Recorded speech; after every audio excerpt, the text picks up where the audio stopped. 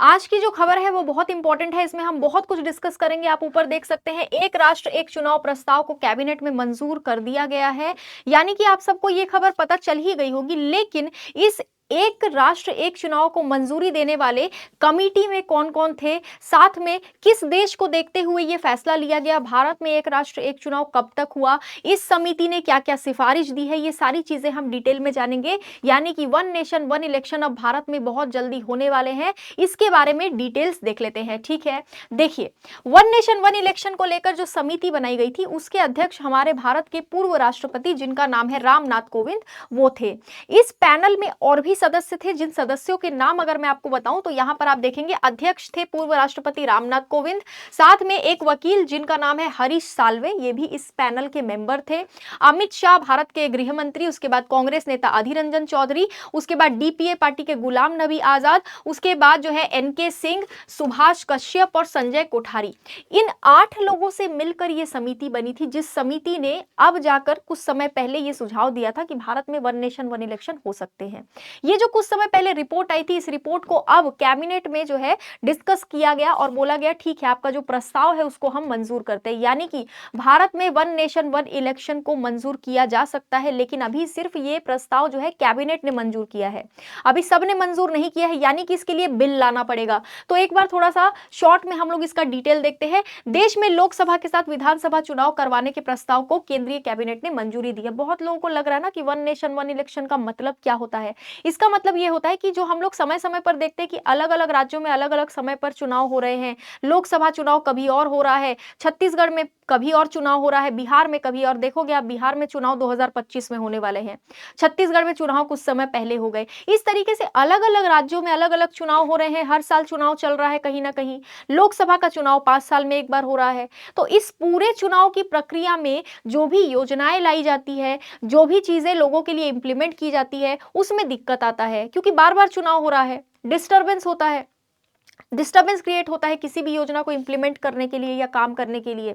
इसीलिए अगर विधानसभाओं के साथ साथ लोकसभा का चुनाव एक साथ एक ही साल में हो जाएगा, तो इससे खर्चा भी बचेगा और इससे जो योजनाएं इंप्लीमेंट की जा रही है वो सही तरीके से लोगों तक पहुंचेगी।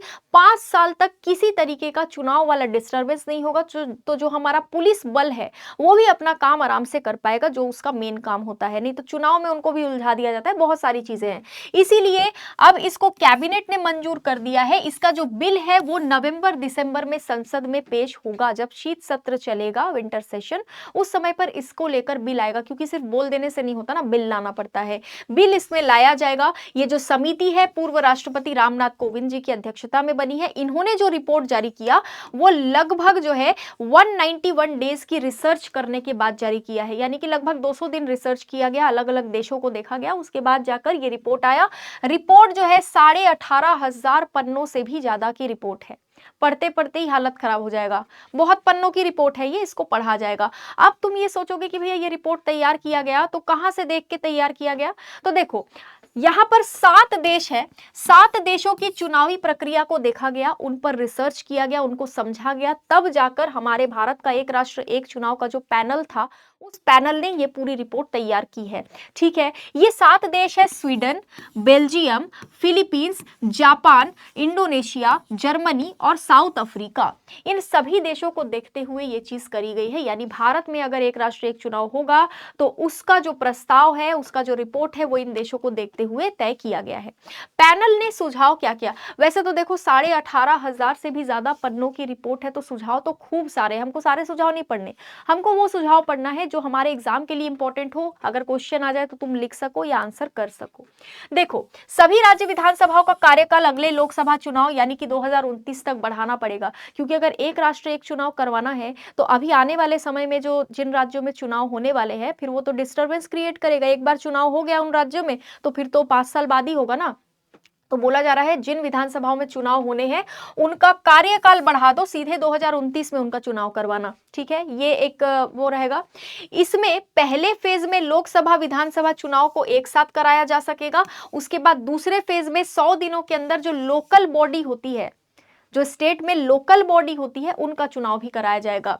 यानी कि पंचायत, म्युनिसिपैलिटी को भी इसमें इंक्लूड करने की बात हो रही है। पूरे राष्ट्र में एक ही बार चुनाव होगा, ध्यान रखना, चाहे वो कहीं का भी चुनाव हो, राज्य का हो चाहे किसी भी चीज का हो, ठीक है।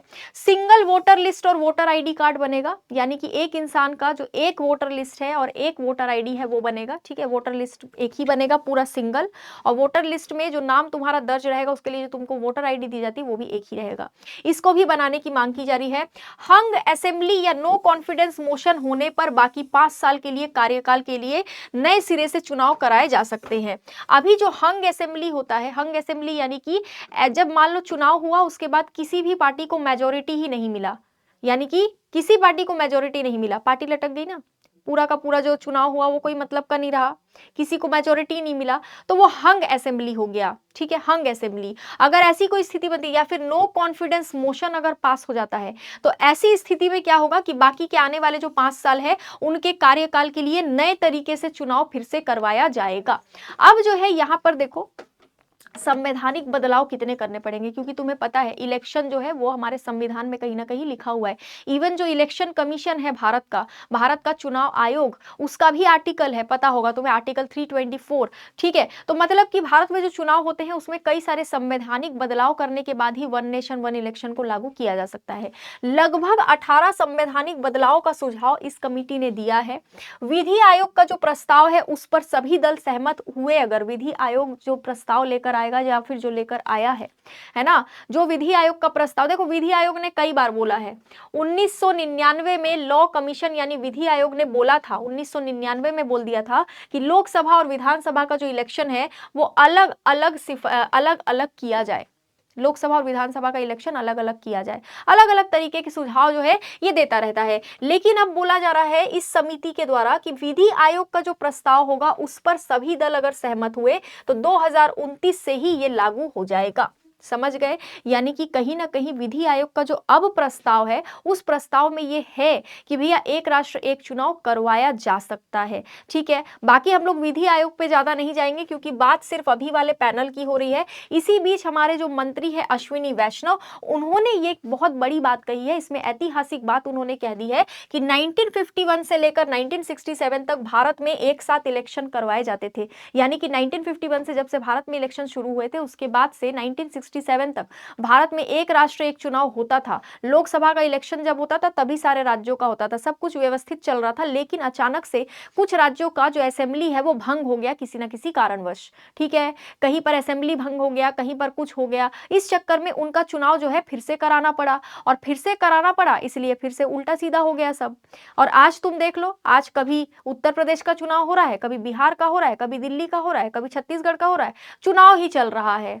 तो इस चीज को खत्म करने के लिए यहाँ पर वन नेशन वन इलेक्शन लाना बहुत जरूरी है। इसमें विधि आयोग के प्रस्ताव को भी देखा जाएगा, ठीक है। बाकी हमने सारी चीजें डिस्कस कर ली है एग्जाम पॉइंट ऑफ व्यू से, जो कुछ भी इंपॉर्टेंट था। अगर कोई डाउट या कंफ्यूजन हो तो आप मुझे कमेंट बॉक्स में पूछ सकते हैं। आज के लिए इतना ही, थैंक यू सो मच।